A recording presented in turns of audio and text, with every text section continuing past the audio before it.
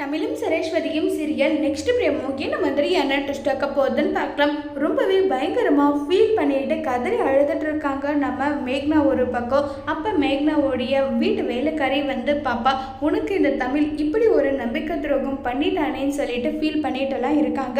அதையெல்லாம் நினச்சி மேக்னா ஃபீல் பண்ணிட்டு இருக்கும்போது கரெக்டாக கலிவரதன் அங்கே வராங்க. மேக்னா உனக்காக ஒரு நல்ல லைஃப் அமையும் நான் நினச்சிட்டு இருந்தேன். ஆனால் மதன் உன்னை வந்து உயிருக்கு உயிராக காதலிச்சான். அந்த விஷயத்தை என்கிட்டயும் சொன்னா. ஆனா நான் வந்து மேக்னாக்கும் விருப்பம் இருந்தா மட்டும்தான் இந்த கல்யாணம் நடக்கும் நான் சொல்லிட்டு இருந்தேன். ஆனா உனக்கு இதுதான் விருப்பம்னு சொல்லிட்டு நான் வந்து தமிழை உனக்காக பேசி வைக்க எவ்வளவோ ட்ரை பண்ண. இந்த விஷயம் உனக்கும் தெரியலடான்னு சொல்லிட்டு பேசிக்கிட்டு இருக்காங்க. ஆனா உன்னுடைய நிலைமை இப்படி ஆகும் நினைச்சு கூட பார்க்கலன்னு சொல்லிட்டு அங்கிருந்து கலிவரதன் போனதும் உடனே நம்ம மேக்னா கிட்ட போயிட்டு மேக்னாவுடைய வீட்டு வேலைக்காரி இந்த விஷயத்த நான் இப்படி பேசணுமா இந்த நேரத்துல பேசணுமான்னு எனக்கு தெரியல. ஆனா மதனும் ரொம்ப நல்ல பையன். உன்னுடைய மாமா உன்னை சின்ன வயசுல இருந்து எடுத்து வளர்த்துருக்காங்க. நீ மதனவே கல்யாணம் பண்ணிக்கிட்டு உனக்கான ஒரு லைஃபை நீ ஆரம்பிச்சுக்கோன்னு சொல்லிட்டு மேக்னா கிட்ட சொல்லிக்கிட்டு இருக்காங்க. மேக்னா வீட்டு வேலைக்காரி.